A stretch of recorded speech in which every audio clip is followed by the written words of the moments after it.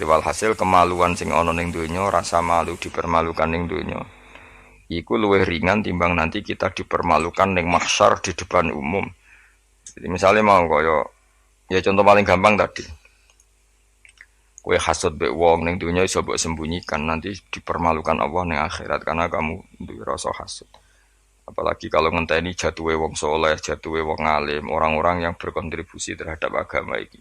Terus kowe hasud mbok arep-arep jatuhe, lha nanti dipermalukan di hari nopo? Kiamat. Itu luwih ngeri kalau kita punya dosa yang kita nanti dipermalukan di hari nopo? Kiamat. Wasali sute sing kaping 3 iku aya khofain to wedi sapa wong mingki bali setane sanging sisi setan. Ayub tilain to batalo sapa setan amal ing amale wong ai sholihat sing amal saleh. Amal saleh yang kita lakukan lama puluhan tahun. Ya mau misalnya kowe ngurmat yatim puluhan tahun ikhlas, tapi setelah dia jadi dokter atau jadi orang besar ketika lupa kamu terus kowe getun karena ngamal sama seseorang yang nggak bisa balas jasa, berarti amal kamu itu dibatalkan. Mulane kok ora ana wong alim kecuali cuek karena tadi, tapi kadang masyarakat itu ya angel kandanan. Hampir semua orang alim itu nggak suka kenal santrinya, bukan karena nggak mau, bukan karena tadi sebetulnya ingin sebar mulang ya wes mulang, karena kalau kenal takutnya itu memanajemen atau ngatur-ngatur. Engko akhirnya terus kena gak dituruti seakan-akan wong ngaji ini mbak aku kok gak nuruti aku. Sehingga banyak orang alim yang milih cuek-cuek itu. Yang ditakdir kenal ya kenal, yang ndak itu sebetulnya hanya untuk menjaga ikhlas ben tidak selalu mengatur-ngatur. Kena ngatur-ngatur ujung-ujungnya hadun nafsi. Hadun nafsi bisa membatalkan amalnya dia mulangnya itu tadi. Yang masyhur banyak orang alim yang nggak mau ditemuin muridnya, bahkan Sufyan Ats-Tsauri itu masyhur, yang boleh sowan saya harus yang nggak pernah ngaji saya, yang boleh ketemu saya yang tidak ada urusan ngaji dengan saya, karena takutnya tadi misalnya ada orang alim ngajar 10 tahun sama orang itu, seorang itu jadi orang kaya raya sukses, kadang-kadang kan manusia ingin sesuatu karena gak dituruti, ngundat-ngundat tak ulang kok gak loyal itu jadi terus banyak ulama yang milih cuek wis ditetir ketemu ya ketemu ora ya wis ya, tapi ada saja ulama yang nganggo syariat justru dikumpul lo ben ada ikatan sampai alumni, mbok ikatan sampai macam-macam ya, tapi itu ijtihadnya orang macam-macam lah. Yang jelas pastikan bahwa semua itu tidak hadun nafsi, tidak karena keinginan itu memang berat apa ya, aturan-aturan menjaga ikhlas itu berat. Yang jelas saya pastikan nak ono wong gawe perkumpulan grup alumni ngaji itu alumni apa saja asal ndak nafsu gak apa-apa, tapi kalau kira-kira itu nafsu ya ndak usah diteruskan karena nanti takutnya barang yang kita lakoni misalnya kalau kula mbek jenengan kan ngaji Jalalain Amam, saya tentu suka nggak kenal kalau nuruti karena itu lebih aman secara ikhlas. Tapi kalau terlalu begitu nanti takutnya nggak ada silaturahim, nggak ada penguatan agama Allah karena nggak ada muasalah, nggak ada sambung menyambung. Itu kan setan itu kan di sisi muasalah ya kamu diganggu karena nanti bisa memanajemen kalau nggak tersinggung. Itu juga setan. Tapi kalau terlalu tertutup memutuskan diri, mungkin selamat ikhlas karena tidak tidak berharap dari mereka. Tapi resikonya ada beberapa santri kita yang nggak pede ngiyai karena nggak sambung dengan kiainya, atau nggak pede ngiyai karena nggak kenal kiai indukannya, karena takut hukum raiso dan ilmu pas-pasan. Itu kan repot, dan itu harus dikelola secara ikhlas. Saya punya sekian santri yang di Papua di mana-mana. Kalau nggak sambung saya nggak berani, takutnya kalau ada pertanyaan hukum dia tidak bisa jawab. Ada orang-orang yang sebaiknya kita tidak sambung karena tipikalnya memang nggak suka sambung. Mungkin dia wataknya pemalu atau wataknya tertutup, kita kan tidak pernah tahu-tahu watak. Ya kalau maslahatnya putus ya putus, tapi jangan putus hubungan hati. Tapi dia tipikalnya orang yang nggak suka kumpul. Cara Jawa itu isinan. Kan orang itu kan macam-macam. Yang penting semuanya jangan karena hafsun nafsi. Itu eleng-elengnya. Terus makanya Sufyan Ats-Tsauri masyhur. Soalnya muridnya itu muah tenan.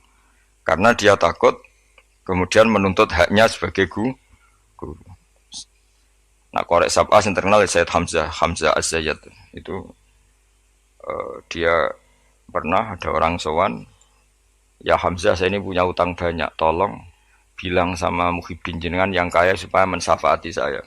Jawab Hamzah, Saya minta air putih sama santri saya aja nggak pernah. Menyuruh santri saya supaya melayani saya saja saya tidak pernah. Karena takut itu saya mengkonversi mulang saya menjadi loyalnya santri-santri dan itu menjadikan amal dunia. Itu orang dulu itu macam-macam menjaga ikhlasan sampai se ekstrim itu.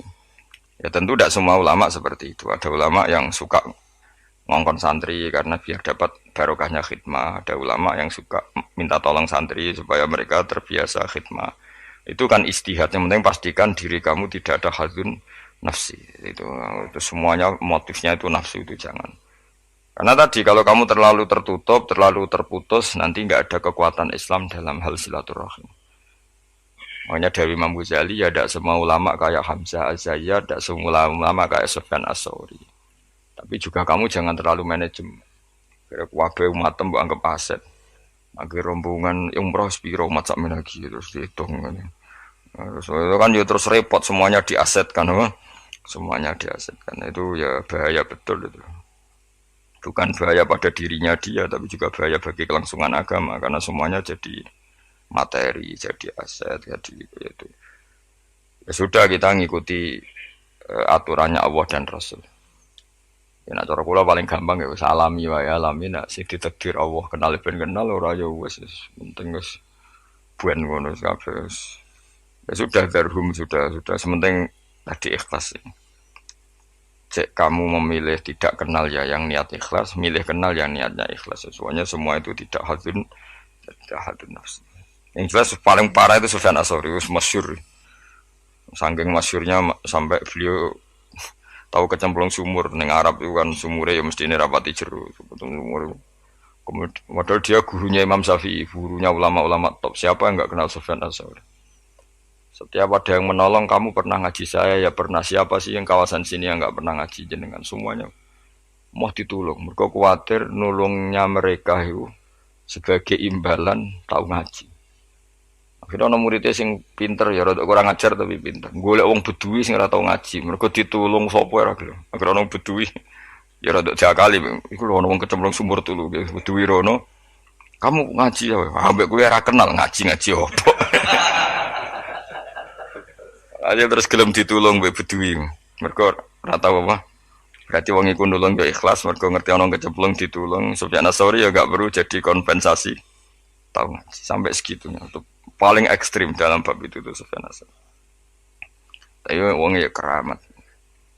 Hamzah Az-Zayyad itu termasuk korek sabah dengan diantara qura sabah ada namanya Hamzah itu yo keramat.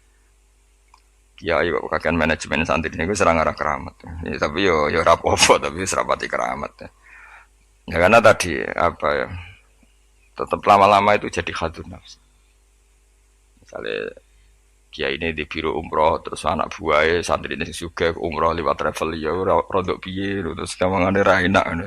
Tapi ya tidak salah, tentu ya sah saja karena santri ini ya kurang ajar juga ungkaruan kiai ini di biro kok daftar biro liya kiai ini sama santrinya ya kacau juga. Tapi kiai ini terlalu berharap ya kacau juga. Yang sing selamat sapa? Sing karuan ra kelar umroh iku malah selamat. Ya. Sing diri apa nih bocah ra kena ora ngono manfaate lah kemana. Ya tapi memang jangan berlebihan karena tadi ketika ada kiai tidak mau bikin biro umroh kemudian yang bikin orang fasik atau orang lain kita ya kedosan karena nyugeno wong nopo fase. Tapi ketika kamu bikin terus sampai tomak neng santri-santrimu sendiri juga bisa fase karena terlalu memanajemen santri. Ya itu memang hidup tuh gak gampang. Tapi yang jelas yang nggak bikin pun potensi dosanya tinggi karena tadi semua orang soleh tidak bikin alasannya juga ikhlas kemudian yang bikin wong fase. Akhirnya komunitas ibadah umroh hanya dinikmati wong-wong nopo fase karena mereka bisa bisnis secara baik. Tapi nak sing melakukan untuk orang soleh kan ya bagus karena yang labanya untuk orang soleh kemudian manfaat untuk pondok untuk umat yang jelas gak gampang lah ngelola kebaikan gak gampang tapi semua itu bil ilmi harus ada ilmunya mungkin suatu saat aku kayak biro umroh pertama sing umroh kue ceblok nang Pakistan nanti Pakistan mending India atau Temangsang nang Singapura bareng komplain lagi terlantar gini komplain kue terlantar nih masar barno tak kok neng kono Pulau Karimun ta, Pulau Nyamuk. Gus lah umroh kok tok kene. Penebusan dosa sik kok lagi ning Mekah. Nah, nak gelem ya tak gawe saiki. Dak kok pulau nyamuk sik engko apa.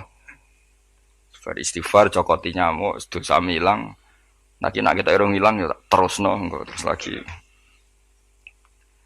Kulo paling wedi nggih manajemen angel, ngaji itu angel. Tapi siapapun itu anut umumnya ulama. Setahu saya guru-guru kita ku ya ana sing gawe warung, ana sing duwe toko karena tadi nak santri blonjo ning liyane ya sakake kiaimu. Tapi kalau terlalu berharap ya sakake santri itu kan enggak gampang memanajemen. Begitu juga umroh ya gitu, haji ya gitu semuanya. Makanya Rasulullah itu unik. Rasulullah itu di banyak hal juga kelihatan nggak apa-apa nggak kenal sahabat.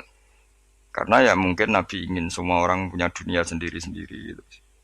Tapi kadang kelihatan tanya-tanya sahabat yang nggak hadir ditanyakan, yang nggak kelihatan ditanyakan. Ada yang nggak ditanyakan karena tadi tipikal orang itu macam-macam. Ada yang suka ditanya, ada yang suka enggak. Allah bikin watak manusia kan beda-beda. Ono sing wong sowan kiai malah ngel-ngelo kiai. Saking sopane mlungker terus nak gak ditakoki gak omong. Malah bingung to kiai ini maksudnya ku piye sowan mau mlungker tok terus. Ah ono sing sowan niku saking ramahe menomong ngerti kiai ini ra keduman ngomong. Oh jenenge wong akeh, ngono. Wong akeh. Ya sing barno semacam-macam dunya. Malah ngel-ngel wong semua terus piye kiye ini bukan piye. Dikandani ora roh maksude ku piye. Ditakoki yo keselen takok. Mau jawab sitok wae. Angking sopan.